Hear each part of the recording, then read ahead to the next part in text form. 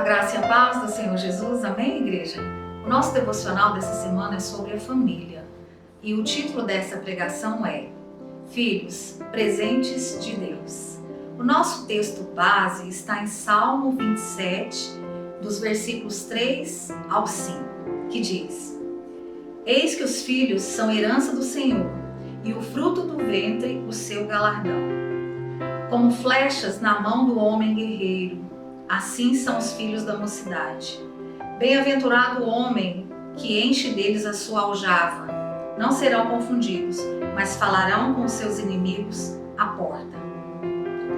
Queridos, o texto em Salmos diz que feliz aquele que tem filhos. Feliz aquele que tem filhos e que é a sua recompensa. Os filhos são recompensa de Deus. Mas, infelizmente, nós temos ouvido que a instituição família tem sido atacada como se no passado as famílias fossem imperfeitas. Que na verdade fica uma dúvida. Nós temos relatos da literatura, de conversas com parentes, de que no passado também já teve vários erros entre pais e filhos. E o que havia era menos diálogo. As coisas não eram tão conversadas como hoje. Ninguém tinha voz, ninguém tinha vez. E o que percebemos de diferente é que hoje os problemas estão escancarados. As pessoas estão mais tranquilas, mais abertas a discutirem sobre a família. O fato é que, com todos esses problemas, com toda essa situação, nós, diante de Deus, diante dos homens, mesmo assim nós precisamos amar os nossos familiares, a nossa família. Principalmente os pais, os filhos, que é a primeira família, certo? Então, o fato de estarmos engajados numa família, unidos com a família, não impossibilita que nós tenhamos os conflitos que são próprios da humanidade. Nós vamos ter os conflitos, sim. Agora eu te pergunto, a família é um projeto de Deus, certo? Desde o início. E o diabo, ele trabalha contra a família, sempre trabalhou contra a família. Por exemplo, como é que eu posso dizer que um filho pode amar um pai ou uma mãe que o abandonou?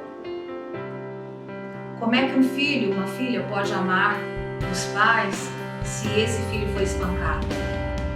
Como que ele vai amar os pais se ele tem relatos de abuso?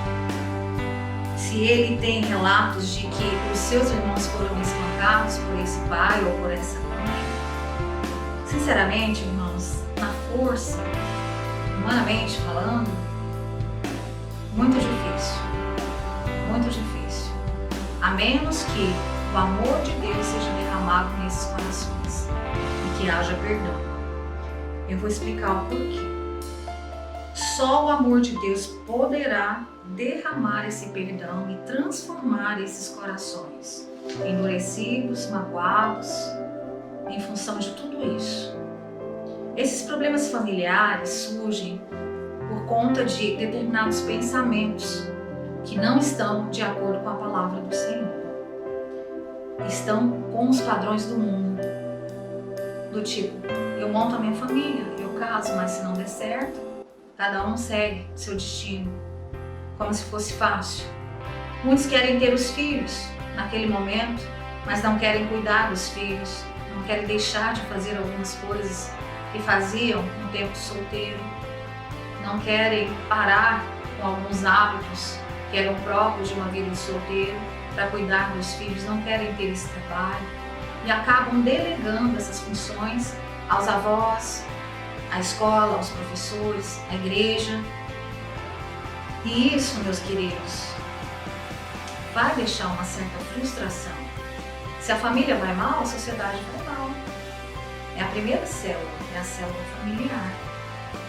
O reflexo que nós temos é de famílias desestruturadas, que estão distante de Deus, que estão em outro mundo, nos padrões do mundo, um mundo diferente, não querem seguir a igreja, não querem obedecer e acham que são irreverentes, modernos, quando na verdade o Salmo diz que os filhos são a nossa herança. O que é uma herança?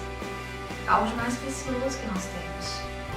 São as importantes, são as pessoas que vão estar conosco na hora do aperto, no dia mau, na doença, na velhice, nas nossas lutas diárias. São os nossos filhos.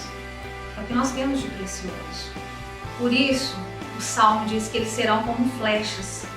Flechas, tem até uma canção, flechas que acertam o alvo. Quais são os alvos? Quaisquer que sejam os alvos que nós nos propomos a fazer, nós temos uma missão. E esses filhos vão nos ajudar. Não importa se eles por um tempo estão desanimados, não querem andar com a gente, mas eles estão lá, nós vamos poder contar com eles, porque eles são nossa herança. Então, nós precisamos gastar tempo de qualidade na criação dos nossos filhos, principalmente na primeira infância, em todo o tempo. Não digo um tempo inteiro, mas um tempo de qualidade. Nós sabemos da correria, do trabalho, e precisamos determinar que um tempo com eles, mas um tempo que seja só deles, um tempo de qualidade, em todas as fases. Então, quando eles se tornarem adultos, eles virão até nós e serão flechas nas nossas mãos, serão a nossa força, serão o nosso amparo, o nosso abrigo, a nossa proteção, e eles continuarão a nossa missão, porque eles têm essa submissão. Mesmo que eles não estejam submissos o tempo todo, mas eles têm uma missão, eles têm uma submissão, juntamente conosco. Então, quando nós partirmos ou quando estivermos mais velhos, eles vão estar no nosso lugar, levando adiante a nossa missão, porque eles entenderam que eles têm uma submissão a cumprir aqui na Terra. Não importa quando eles forem adultos, não importa o tempo que eles ficaram fora, que eles desobedeceram, o importante é que eles entendam mais pra frente, quando eles forem adultos, que eles vão entender os nossos conselhos e até o nosso modo errado, o modo de criar, o modo errado de comportar, tudo isso vai fazer uma diferença na vida deles. Eles vão compreender, porque eles já estarão adultos, eles estarão preparados para entender os erros e acertos nossos. Amém, meus queridos? Os nossos filhos têm muito, nós também como filhos, a mania de perguntar, mas por quê? Pra quê? Por que tem que ser assim? Por que eu tenho que ir para a igreja? Qual a finalidade disso? Se meus amigos não vão, por que eu tenho que ir? Só vocês que são assim? Então, eu separei um texto aqui que diz, em Deuteronômio, no capítulo 6, verso 20 ao 23, que diz assim: no futuro, quando seus filhos perguntarem a vocês o que significam esses preceitos, decretos e ordenanças que o Senhor, o nosso Deus, ordenou a vocês, então vocês lhes responderão: fomos escravos do faraó no Egito, mas o Senhor nos tirou de lá com mão poderosa. O Senhor realizou diante de nossos olhos sinais e maravilhas grandiosas e terríveis contra o Egito e contra o faraó e toda a sua família. Mas ele nos tirou do Egito para nos trazer para cá e nos dar a terra que, sob juramento, prometeu a nossos antepassados.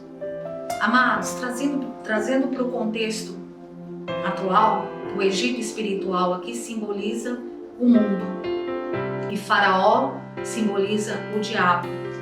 E a família de Faraó, a sua casa, simboliza os demônios que andam juntos com o diabo.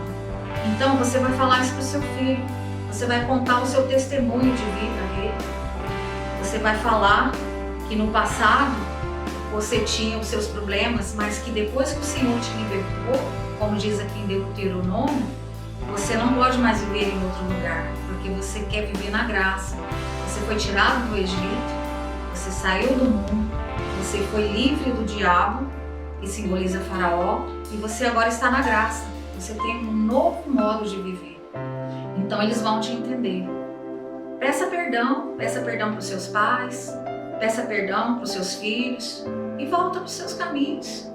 É natural que nós, nos relacionamentos, vamos magoar uns aos outros, mas eu sempre acho que ainda é tempo e eles vão te compreender.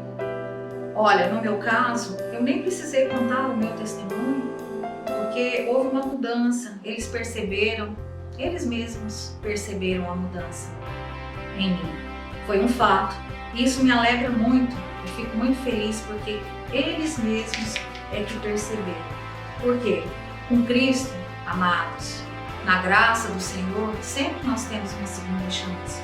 Então, peça perdão pelo tempo de vícios, pelo tempo de arrogância, do orgulho, da imoralidade, de tudo aquilo que não agrada ao Senhor e que você também magoou seus pais, peça perdão para eles.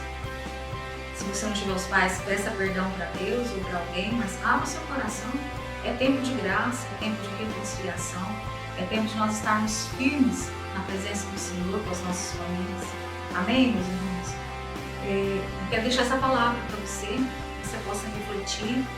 E para finalizar, mais um versículo que está em Efésios 6, que diz: filhos, o dever cristão de vocês é obedecer ao seu pai e à sua mãe. Por isso é certo, como dizem as Escrituras, respeite o seu pai e a sua mãe.